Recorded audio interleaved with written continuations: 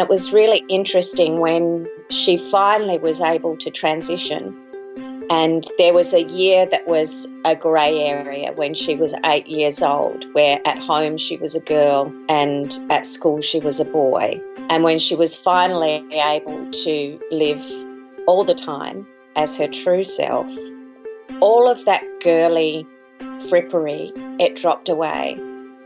Just a heads up, this episode of No Filter contains a brief reference to suicide. From Mamma Mia, welcome to No Filter. I'm Mia Friedman and I'm so glad that you're here.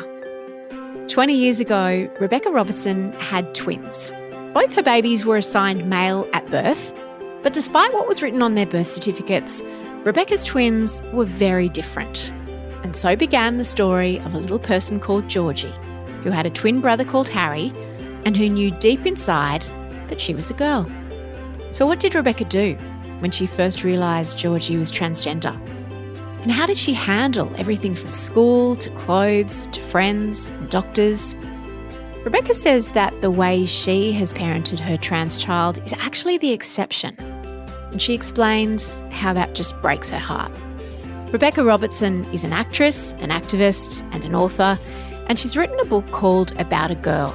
It's a riveting memoir about how she raised Georgie alongside her twin brother and the lengths that she went to navigate a safe path for her daughter through a world that still struggles to understand what trans kids need to survive and thrive. I spoke to Beck a couple of months ago and we started at the very beginning because I'm always fascinated by the moment someone finds out that they're having twins.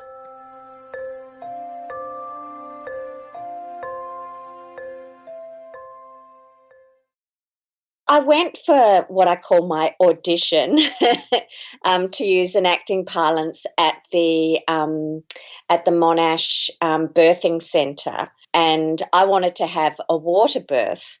Oh. And in order to have a water birth, you have to not be in a high-risk category. So I went along for my audition to see if I was okay, and the obstetrician was like moving the Doppler from one place on my belly to the next place, and she said, "Are you sure you've got your dates right?" And I went, "Yeah." How pregnant were you? I was 17 weeks at that point. Oh, wow. And my husband had been away on tour, and the dates were rock solid.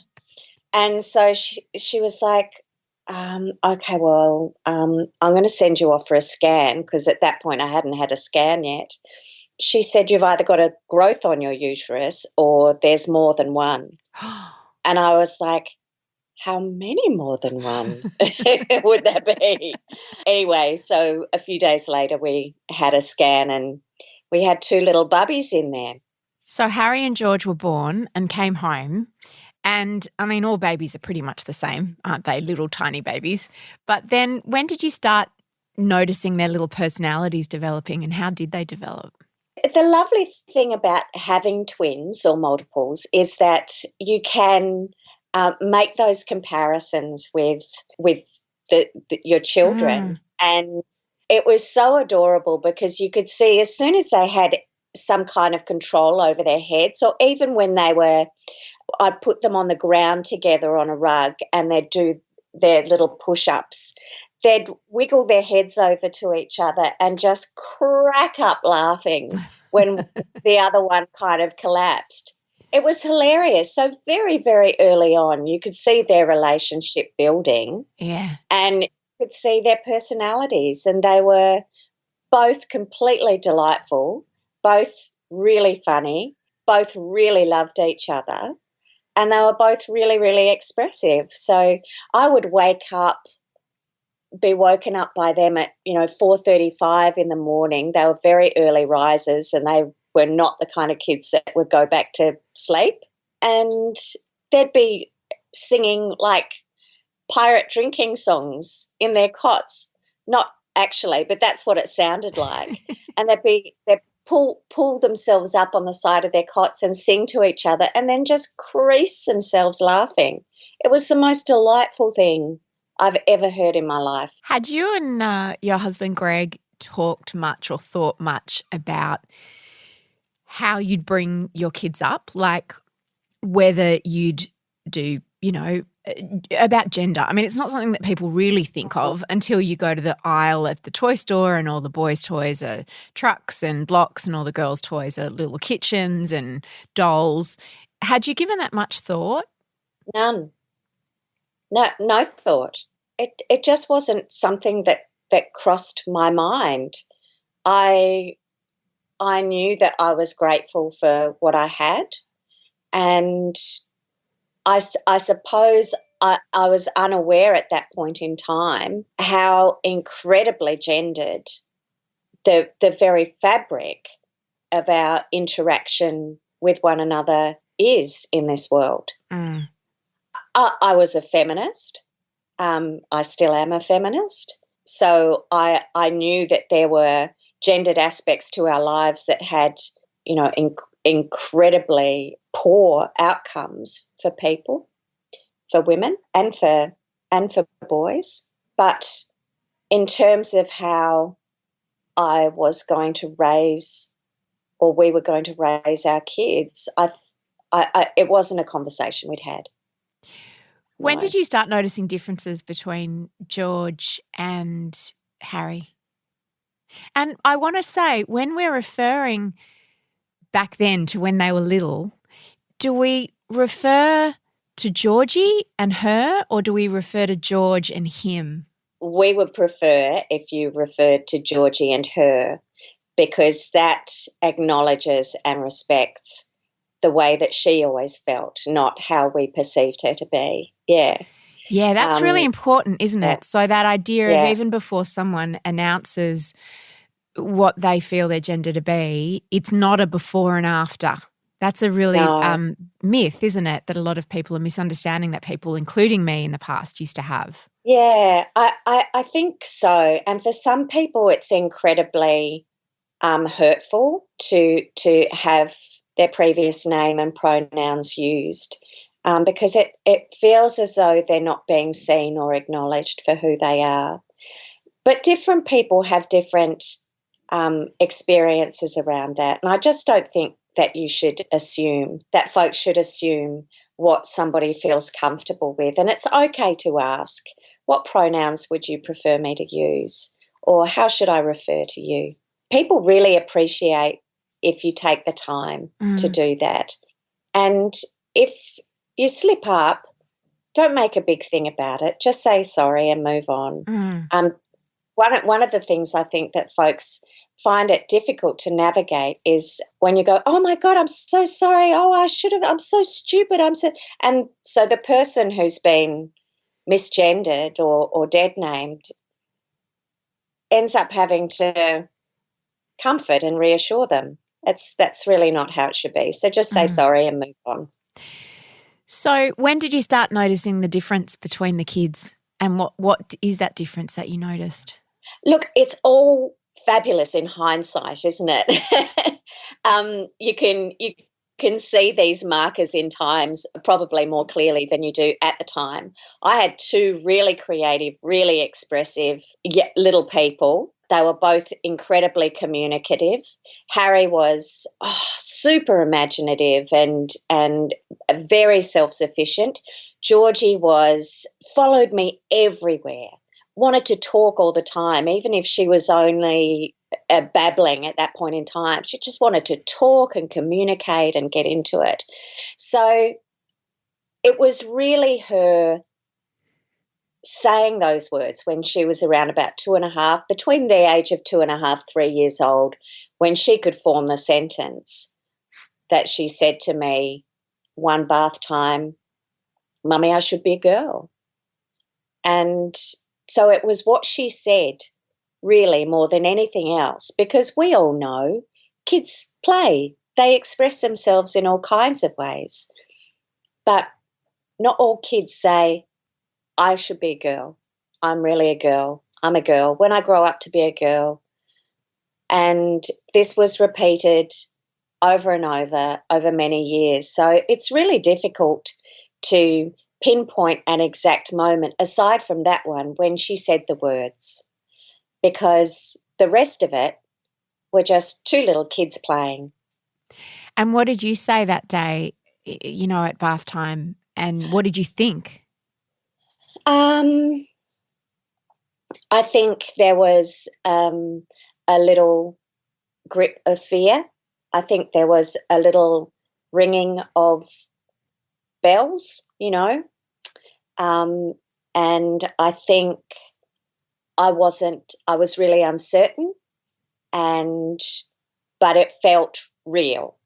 That's interesting I because, didn't, as you say, little kids will say all kinds of things, won't they? yeah, Like that they want to marry their mummy when they grow up, or their daddy, or that they're yeah, a puppy dog, or all kinds of yeah, things. But there was something in the way she said it to you, it sounds like, yeah, that yeah, was different to that, the otherwise that you kind of just like, benignly dismiss it and think, oh, isn't that yeah, cute? yeah, yeah. No, there was definitely something in it that felt real. But I did say, "Oh, darling, you're a beautiful little boy, and that's lovely." But no, it was reverberating. It was Mm. ringing, How else did it and manifest for her was it how she dressed? Was it her imaginative play? yeah, it was. It was obviously in the way that she expressed herself through play and all of those things. But uh, I say that with a degree of caution too, because of course that's not always an indication of any gender expression. It's just what kids like to play with. But for her, it was very pronounced. So her trucks, she turned into girl trucks. She responded to and internalized, I think, the girl characters that she saw in TV. She responded to them in a particularly integrated way. There was an intensity to it that wasn't there with Harry and his way of playing. And it almost felt, and this definitely happened over time, the more that she needed to convince us, her parents, of what she was experiencing, the more pronounced it became. She needed us to understand. And little kids know, they understand how the world works. Even if they can't articulate it, they know when they are safe to do something and when they're not. They know and understand that boys are boys and girls are girls, and the rigidity of all of that, they understand that. They know it because it's around them all the time. It's being reinforced all the time. So when a little person goes against that and continues to do that all the time to make sure that you're understanding what it is that they're experiencing, that's definitely something to take note of. And it was really interesting when she finally was able to transition. And there was a year that was a grey area when she was 8 years old, where at home she was a girl and at school she was a boy. And when she was finally able to live all the time as her true self, all of that girly frippery fell away. It fell away. Tell me about And that. it What made girly frippery do you mean? the princess dresses, the sparkly everything, That the hyper femininity in a the way. hyper femininity, it dropped away. And she became a jeans and t-shirt girl and really simple kind of style. It also coincided, I suppose, with her tween years, but you would have thought at that point in time, moving into, like, she was 9, so moving into that beginning of puberty sort of time, that she would have been trying to feminize herself more, but she wasn't. She was very comfortable, just being able to be a jeans and t-shirt kind of a girl. Yeah. Do you remember the first conversation you had with Greg about it? It was after that bath time experience where Georgie said that she should be a girl. And it wasn't a very long conversation. I just told him what had been said, and he didn't seem to think that there was anything to worry about. And from then on, there was a growing tension between us about how the kids presented and You mean what they wore? What they wore, and where they wore it, and who they wore it in front of. And there was just a slight growing separation of our attitudes, I think, about that. Yeah. You write about it in your book, and Greg's spoken about it on Australian Story. He took longer to come round to the idea of Georgie's true identity. How did that play out between the two of you? There was just a growing disparity between his approach and my approach. And that was really unfortunate, because it actually meant that Georgie didn't get the help that she needed sooner. And yeah, that's a really sad and unfortunate fact of our story. He has been quite honest about the fact that he was frightened for her and frightened of what it might mean, and that he accused you of encouraging her when in fact all you were trying to do was affirm what she was already saying about herself. Well, all I was actually trying to do was get some help. When did you become worried, Beck? When did you reach out for help, and who did you reach out to? Because it's important to remember that this was like 15 years ago, more than 15 years ago. Now you think, oh, well, there's so many support groups and there's so much awareness and there's Google, and it was a very different world back then. It was a different world, and Google was horrifying when I started to search for assistance. So what did you find? I was really mostly porn sites. Oh. That's what came up mostly. I didn't see anything available in Australia for young children. There was nothing. There was a support group in the UK called Mermaids, and I took great comfort from knowing that they were there, but there was nothing here in Australia. The catalyst was that Georgie had said that she wanted to kill herself. Oh, how old was she? She said that she wanted to. She was 7. Oh, my God. She would come home from school and say that she wished that she was dead, and she would cry like hacking sobs, grief-stricken, absolutely devastated by her predicament. And so I just kept searching and searching, and eventually, out of desperation, I rang the adult gender clinic at Monash, and the woman on the other end of the phone could hear my distress and said, "Oh, I think there is somebody working at the Royal Children's Hospital. Just hang on a minute and I'll see if I can find a number." So she went off and came back, and she said, "Yes, this is the doctor, and this is his number." And I just said, "Thank you so much, thank you." I kept ringing this number. This poor man kept ringing his number like every second day or something. "Oh, hello, it's Rebekah calling again. Just wondering if you got my 18 messages. Just checking in. Call me back." Yeah, just wondering if you're available today at any time. Anyway, he rang me back, and if I could have dived through that telephone line and hugged him, I would have. It was amazing to speak to somebody who didn't think that I was making it happen, who didn't think that I was being overreactive, who understood exactly what I was saying, and who offered to help. And that was the beginning of a very new chapter for all of us.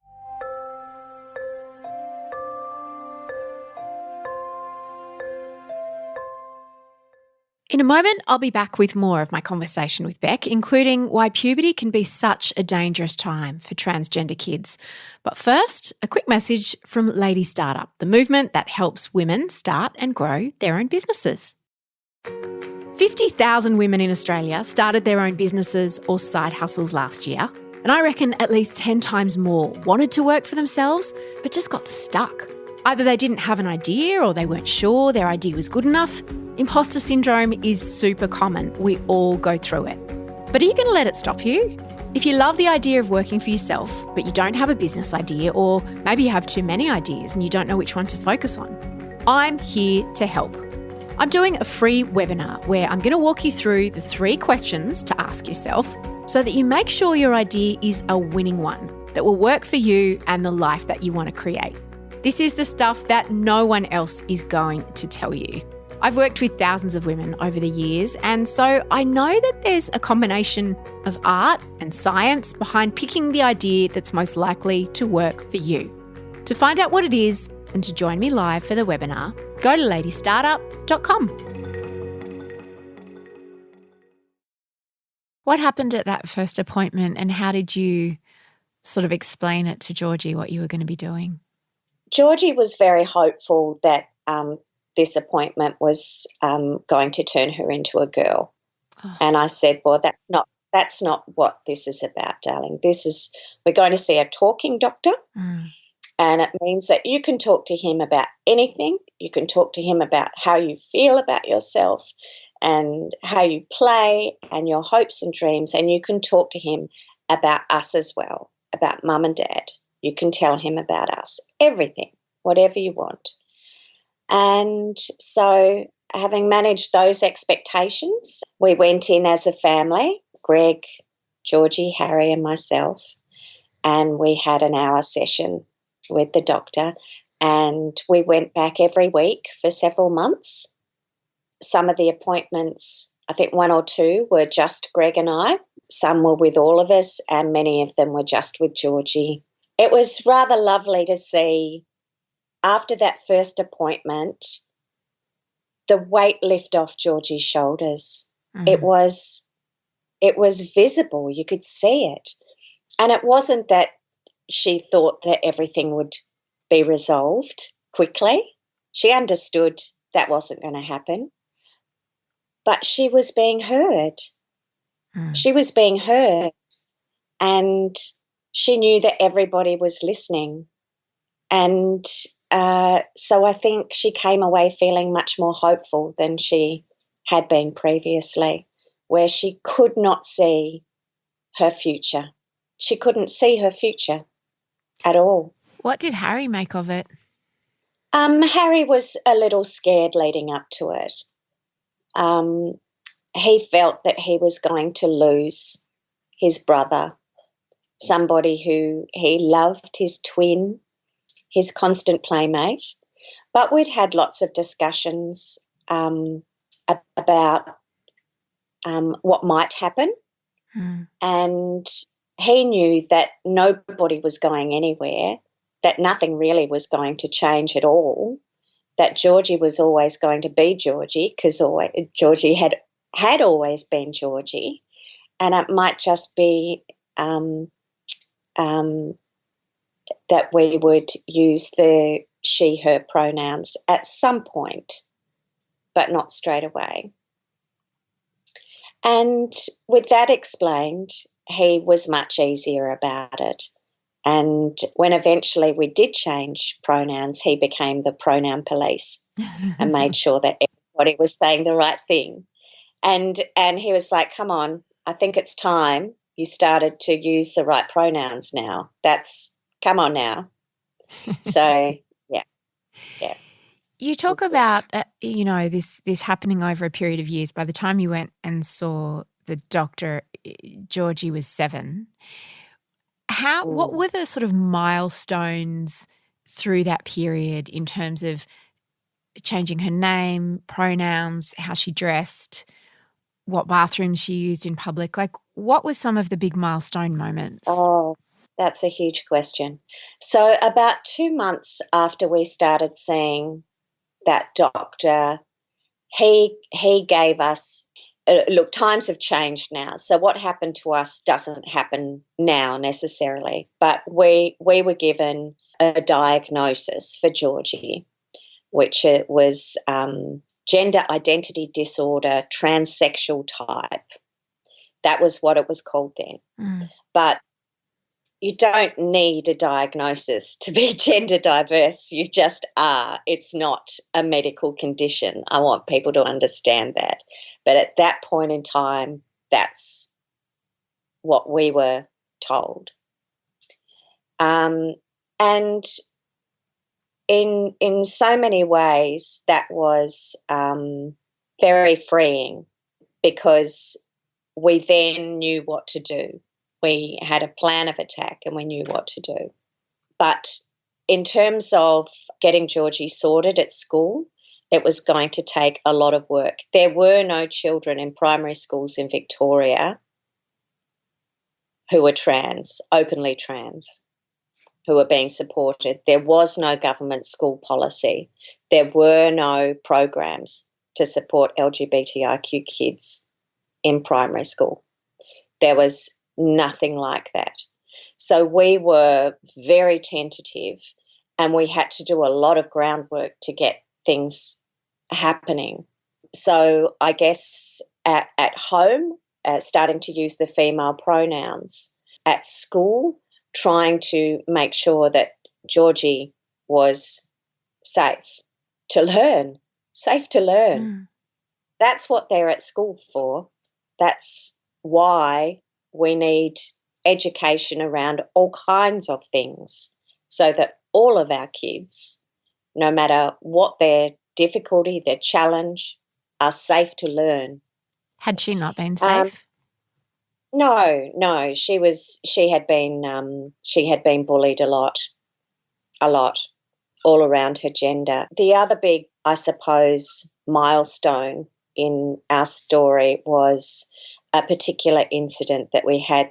It was around school swimming lessons, and Georgie was placed in a really unsafe situation that caused a lot of confusion and caused her to experience humiliation that could have been avoided if the school had listened to me.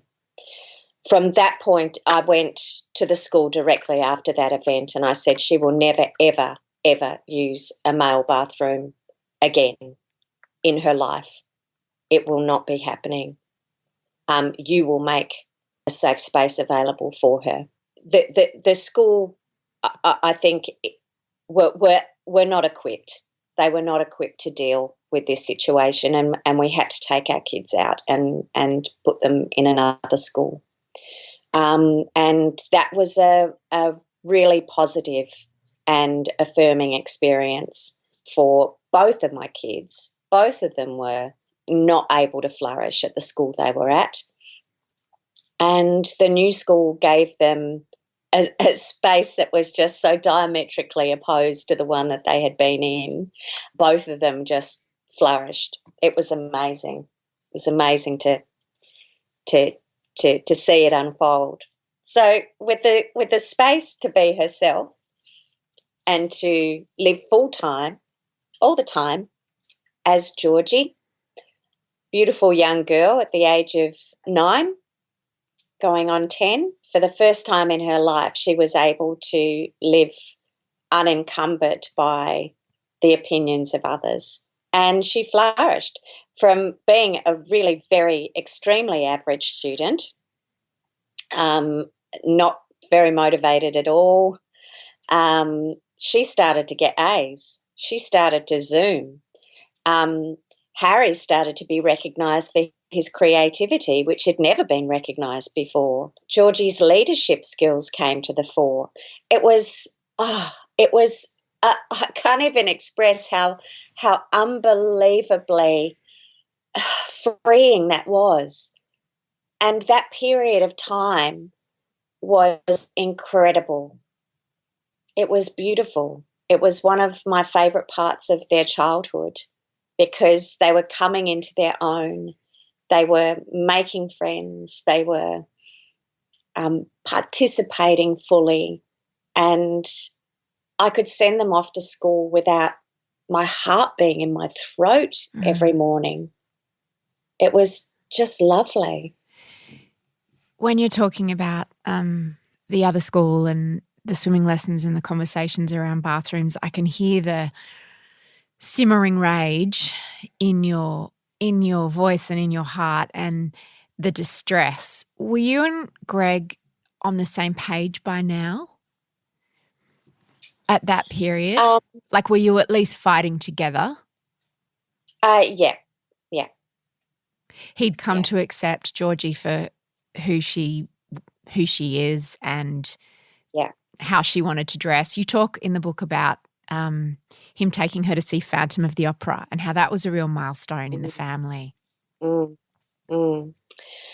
Yes, I think that was the first time he ever saw the depth and the sincerity of her distress. He had got free tickets to go and see Phantom of the Opera. Georgie felt that she wasn't able to go because she wasn't able to wear appropriate attire. And to her, appropriate attire to go and see Phantom of the Opera for her was to wear a ball dress. And that Greg, who was, often either away on tour or doing shows at night, would rarely see the distress that Georgie felt. That night he did. And he saw that it wasn't just a kid having a tantrum over something. It wasn't flippant. It wasn't make-believe. It was profound. And while it was a distressing evening, it brought him around in a way that me telling him what was going on had never been able to do.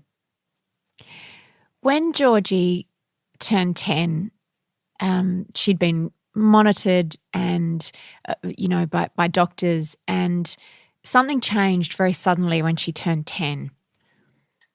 Yes, she went into a very early and very intense pubertal growth spurt. It wasn't entirely unexpected because Greg and I had both been early bloomers, and we'd said to Georgie's endo, we've got to look out for this. But it really hit like a freight train. And at that point in time, families had to go to the Family Court of Australia to apply for the medical treatment required and that was appropriate for young trans people. Which was to block the development of puberty. Yes, to delay it. Were you shocked to find out that you had to go to court? I'd known for a number of years, so I was, when I found out, I was reassured that by the time it got to my kid, it wouldn't be in court anymore. I think I found out when she was 7, very early on. I knew that was the trajectory, but of course, it was a law that still remained by the time that it got to Georgie, and I was determined that her treatment wouldn't be impacted by a very complicated court process. So I'd done some preparations before I even knew that Georgie had gone into puberty, but things really needed to be sped up and quickly when we found out. So you were literally racing against the clock as Georgie's body was changing. For those who don't understand, why was it such an emergency? Well, there's a window of opportunity for young people where you can suspend puberty so that they have, firstly, they're relieved of the worry of developing characteristics that are anathema to them. So for Georgie, it will be her voice breaking, developing an Adam's apple, growing facial hair, developing a heavier musculoskeletal frame, all of those things that Georgie had begged us not to let happen to her could be prevented by timely administration of pubertal suppression. Obviously, for trans boys, they would find it very difficult if they had to develop breasts or menstruate or so on. Those things would be very distressing for them. Pubertal blockade really allows young people a relief of that distress, but there's also the added bonus of giving them more time so that they mature and socially as well as their own internal makeup and are able to make better informed decisions when they're that little bit older about the next step for them. For people who say it's important to do that to guard against what if it's just a phase? You know, lots of kids dress up in different clothes and say they want to be different things. This is something that you must have heard a lot of times and that you must still hear said about trans children. What do you say to that? Well, the thing about pubertal suppression is that it's fully reversible, and nobody ever does this lightly. This is not a flippant decision at all, and it's done with incredibly meticulous medical support, information, advice, and nobody would choose this as a phase. Like a phase is something like fidget spinners, or I'm holding a fidget spinner right now. Look, oh, no, it's just a phase now. It helps with my anxiety, Beck. Yeah, well, you see, but no one else has one. Even a phase is helpful. Yeah. So that is a very, very interesting little point that you've just brought up. But what is wrong with asking a question about ourselves? Who am I? Who am I? What is wrong with asking that question? And this is what really kind of blows my mind sometimes, is that there are those folks out there who even deny that the question should be asked. Who am I? And the courage that kids have to come out and ask that question and then ask their parents to help them answer that question. Why wouldn't you do that? Why wouldn't you do that as a parent? Help your child ask a question about themselves. What the answer is not a fait accompli. And I think that's where people get really, really scared about asking the question, that if they ask the question, then the answer is already there. It's not. It doesn't have to be. Ask the question. The question is fine. Who am I? And then find out. Find out. But it's not a question parents can answer for their kids.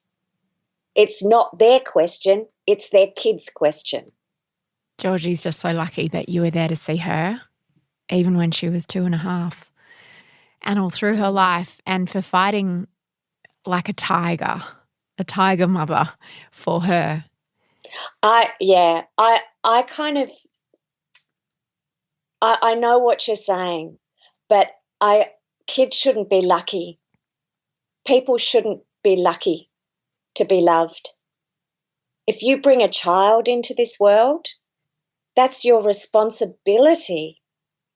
And I think that the notion that parents should have an option to reject their child, and that's the low bar we set ourselves, is outrageous.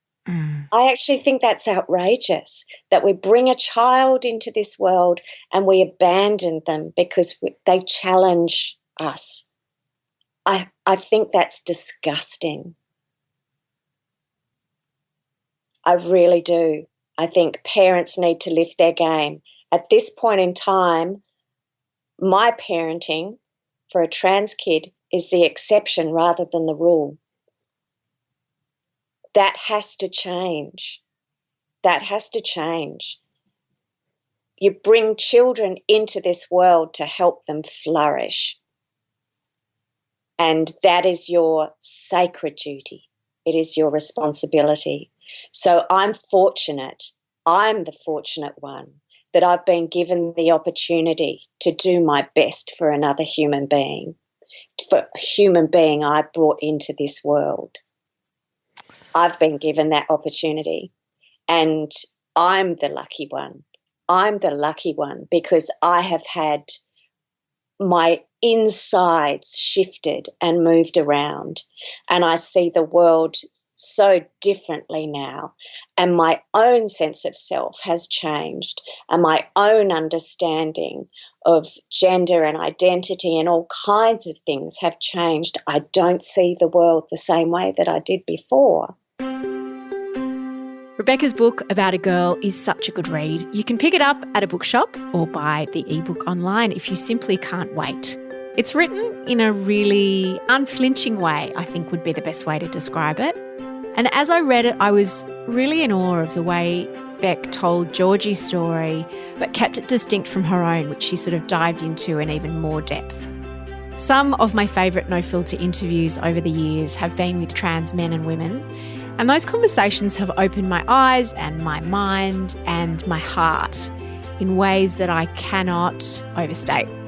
I'll pop the link in the show notes to my conversations with Kate McGregor, Eddie Ayres, Isla Holdham and her wife Wren, and of course, the remarkable Georgie Stone. Also, Rebekah Robertson is the founder of Transcend Australia. It's an Australian charity that supports, empowers and celebrates trans, gender diverse and non-binary kids and their families. And if you want to help Beck and everyone at Transcend Australia continue their work and help support these families, you can go to transcendaus.org/donate. Until next week, stay safe, friends, and lots of love.